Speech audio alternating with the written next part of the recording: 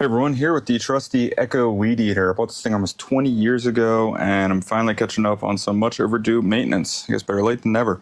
So today what we're going to be doing is greasing the driveline and the gearbox. Let's jump in and get going. So first thing I'm going to do, we'll kind of clean our working area some. Kind of pointless if we try to grease it but just contaminate everything.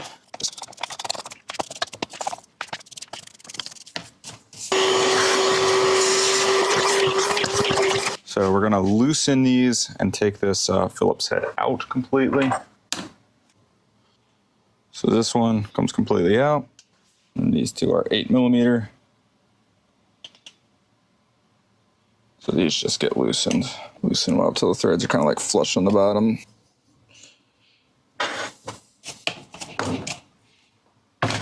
Head of there. And you can see we just have this square shaft right here. So we're just going to slide this whole sucker right on out, trying to keep it as clean as possible. Just clean excess grease off of there. So there is an Echo grease that you can use. I don't have that, or it says use a lithium-based grease. So I have plenty of non-Echo brand lithium-based grease for my gloves. Where are you? Ah, found you.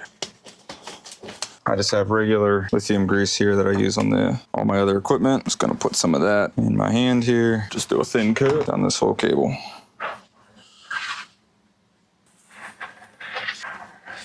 Now we're just gonna feed it right back up.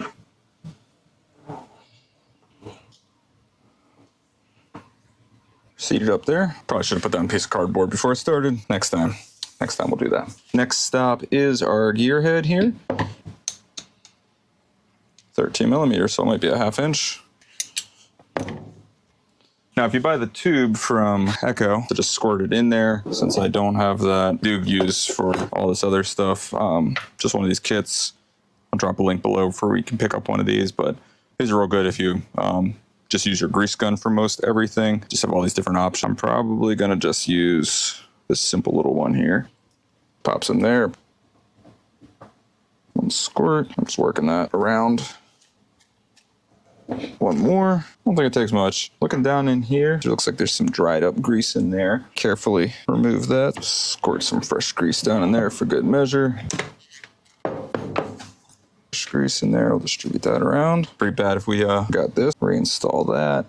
Took everything lined up. And so what I did there, gently pushed it straight back, pushing it in, and it felt it stop.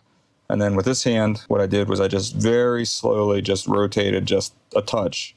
And that let the gearbox line up with that square shaft inside so that everything was good. Snug down our clamp bolts here. Some of these have like a notch in there. This one doesn't, so we're good. If yours do have a flat notch, make sure it lines up so it doesn't impact the casing. So I'm just going back and forth. They generate a lot of clamping force.